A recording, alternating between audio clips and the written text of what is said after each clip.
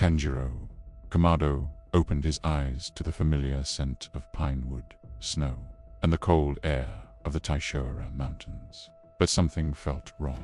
His body small, his clothes simple, the same old green checkered kimono his mother had sewn, and his breath light and steady, not the controlled breathing forms he had mastered years later. Tanjiro blinked. He recognized the ceiling, the wooden beams, the worn walls of the Kamado household. This was his home, not the ruins he returned to in his first life, not the place where his family lay slaughtered.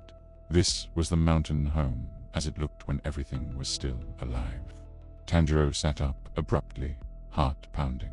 Am I back? He rushed outside barefoot, stumbling through the snow, and then he froze. There, playing in the snow-covered yard, wearing the same kimonos he remembered so well. Takeo, Hanako, Shigeru, Rakuta, his siblings, alive, laughing, real. Tanjiro's throat tightened, his vision blurred, and then he saw her, Nezuko, her long dark hair tied back, carrying firewood with her warm, gentle smile. Nezuko, he whispered, voice cracking. But the final blow came when he turned and saw a tall, frail figure near the woodpile, wrapped in the familiar white and red flame-patterned cloak. Tanjiro Kamado, his father. Weak, tired, but alive. Tanjiro collapsed to his knees, tears streaming uncontrollably.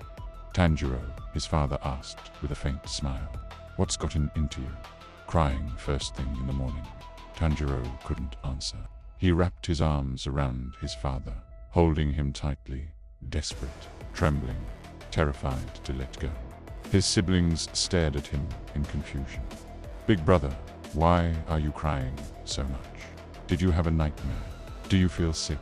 Tanjiro shook his head, unable to speak. He simply held them, all his family he had lost once, standing right in front of him again. This wasn't a dream. It wasn't a demon's blood art illusion. Every scent, every sound, every heartbeat felt unmistakably real to his heightened senses. Tanjiro Kamado had been reborn. Hours passed before he could even think straight. He walked through the small house, touching everything with trembling hands. The kitchen, where his mother cooked miso soup. The old wooden table where his siblings argued playfully. The tools his father used to chop firewood. The scent of burning charcoal they sold in town. Everything was the same, except him. His memories as a demon slayer remained. The battles, the training, Nezuko's transformation, Muzan's red eyes, the scent of blood in the snow. Everything. Why was I brought back? Tanjiro murmured to himself, gripping his kimono tightly. But no answer came. Only the cold breeze of the mountain. Yet the truth slowly settled inside him. This was a second chance. Tanjiro clenched his fists. I won't let anything happen to them. Not this time. I swear it. Even with a second lifetime, Tanjiro noticed something painfully familiar. His father was still sick. Tanjiro coughed softly into his sleeve, his skin pale, his movements slow, just like before. No amount of herbs, healing techniques, or mountain remedies changed the reality. Tanjiro knew this pain too well. But now he had the opportunity to do something he could never do before. Spend more time with him. Tanjiro helped him chop wood, carried him blankets, prepared warm tea with herbs, listened to his quiet stories by the fire. And one night, beneath the soft glow of the snow clouds, Tanjiro whispered, "Father, could you teach me the Hinokami Kagura again?" Tanjiro looked surprised, but then he smiled gently. "You've always had a strong spirit, Tanjiro. Come, watch closely." He stepped into the clearing, wearing the traditional flame-patterned cloak. The wind blew softly, snowflakes shimmered, and Tanjiro began performing the dance, slow, graceful, each movement flowing like fire itself. Tanjiro watched the dance he had once used to fight upper moons and demons beyond imagination. But now he studied it with the eyes of someone who knew what it truly was. Sun breathing. He matched his father's steps, controlled his breathing, adjusted the rhythm with the knowledge he carried from the future. His father stopped midway. "You're learning very fast," Tanjiro whispered, almost as if you've done this before. Tanjiro froze, but Tanjiro simply placed a hand on his son's head and smiled. "Whatever burden you are carrying, I trust you." Tanjiro trained secretly every morning before the sunrise. He practiced breathing forms behind the house, strengthened his grip on wooden logs, improved his footwork in the snow, sharpened his sense of smell to track animals, demons, and danger, just like he did as a demon slayer.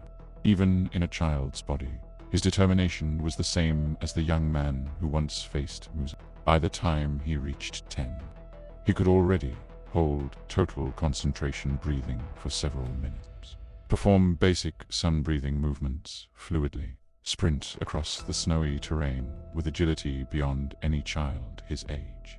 He wasn't perfect, but he was far ahead of his first life. Days turned to months. The seasons changed. Snow melted, and slowly, painfully, his father's condition worsened. And the day Tanjiro feared arrived. He sat beside Tanjiro's futon, holding his cold hand between his own. His father's breathing was shallow, his eyes dim, but his smile remained warm. "Tanjiro, look after everyone, and yourself." "I will, father," Tanjiro whispered, voice shaking. "Thank you for giving me another chance to be with you." Tanjiro exhaled softly, and his hand went still. Even after living this loss twice, the pain struck Tanjiro like a blade through the heart. But this time, he didn't cry in confusion. He didn't feel helpless. He didn't regret not learning enough. This time, he felt gratitude and a blazing resolve. "I will protect them," he whispered. "This time, nothing will take them from me." Tanjiro's new life flowed quietly for a while, almost peacefully. He trained every day, sharpened his breathing, and protected his family as best he could. But deep down, he knew the clock was ticking. He knew exactly when Muzan would come. Tanjiro refused to let history repeat itself, so he made a plan. Instead of leaving his family behind to sell charcoal, he convinced everyone to accompany him to town. A simple excuse, nothing suspicious, just enough to get them away from the house before Muzan arrived. For a moment, Tanjiro believed he had won, that he had finally changed fate. But fate doesn't break that easily. That night, while the Kamado family stayed hidden inside a small inn, a familiar chill crawled up Tanjiro's spine. The air around him thickened. His heart sank. Muzan had tracked them, and this time, the Demon King did not find a quiet cabin in the woods. He found an entire village. The attack was instant, a blur of claws and blood, screams echoing through the night. Dozens fell before they even realized what was happening. Tanjiro rushed in, blade drawn, determination blazing. But Muzan simply brushed him aside, swatting him away like an insect. A single strike, and Tanjiro crashed into the dirt, helpless. As he faded in and out of consciousness, he saw Muzan leaning over his family, injecting them with his cursed blood. The nightmare he tried to prevent was happening all over again, just bigger, bloodier, crueler. When Tanjiro finally awakened the next morning, the village was silent. Smoke, ruins, corpses. But one heartbeat remained. Nezuko, still breathing, still warm. Terrified of what she might become, and terrified of what Muzan might still be watching. Tanjiro lifted her into his arms and ran. Through the forest, through the cold, through the guilt. He had all the knowledge of the future, and still failed. As fate would have it, Jutomioka appeared once again, just like before. But this time, Tanjiro wasn't weak, desperate, or untrained. Ju attacked, blade ready to end Nezuko. But his sword never reached her. Tanjiro parried every strike with perfect precision. His movements calm yet sharp. A warrior who knew every step of this dance. Ju was stunned. Tanjiro didn't beg, didn't panic. He simply said, "I'll take responsibility for her. She will never harm a human, not while I draw breath." Ju's suspicion didn't vanish. But something in Tanjiro's eyes, that fierce determination, was enough. He let them go. And so, carrying his wounded sister through the snow, Tanjiro made his way to Urokodoki's home once again. The first mentor of his former life, and the first man he needed in this one. The mountain was quiet after the chaos of the previous night. Snow still clung to the trees, touched by the pale morning sunlight. Tanjiro Kamado stood at the entrance of the old Kamado house, tightening the thin coat around his shoulders, the same green and black checkered haori he remembered from his first life. Nezuko slept peacefully inside the wooden basket he had rebuilt at dawn. Her pink kimono, bamboo muzzle, and soft demon glow made her look exactly as he remembered, except now, she trusted him from the beginning. Tanjiro breathed in deeply. Nezuko, I'll protect you. I'll protect everyone. This time, I won't fail. He lifted the basket onto his back and stepped onto the snowy path. The long journey toward Sakonji Urokodaki, the water Hashira, who once trained him, had begun again. But this time, Tanjiro was not the same boy he used to be. The path down the mountain felt eerily familiar. Every tree, every broken branch, every frozen footprint triggered memories from his first life. He knew exactly where the first demon would appear. Just a little farther, Tanjiro whispered, but then he smelled it. Blood, rotten flesh, a demon's stench. The forest trembled as a massive figure leaped from the shadows. A lower-ranked demon with long, twisted limbs, pale, cracked skin, and a mouth full of jagged teeth. Its design perfectly matched the grotesque Kimitsu no Yiba demon aesthetic. "So you're the one who lives here," Tanjiro murmured, lowering his stance.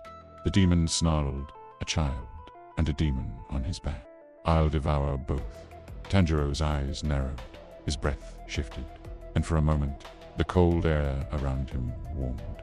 Hinokami Kagura, clear blue sky. He didn't unleash the technique fully. His body was still too weak, but he performed a partial movement, enough to redirect the demon's pulse. The demon crashed into the snow, shocked. Impossible for a child his age.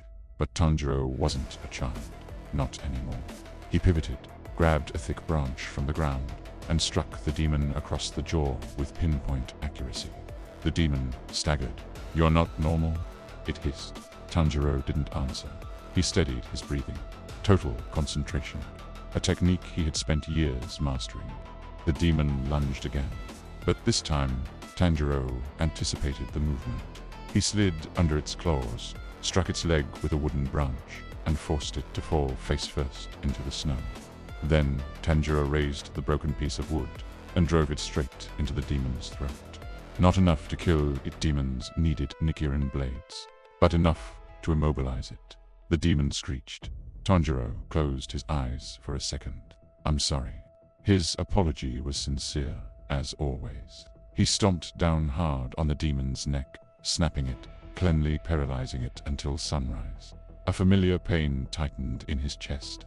No matter how strong he became, he hated killing. But this time, he couldn't afford hesitation. Snowfall thickened as Tanjiro continued down the trail. He knew what would happen next.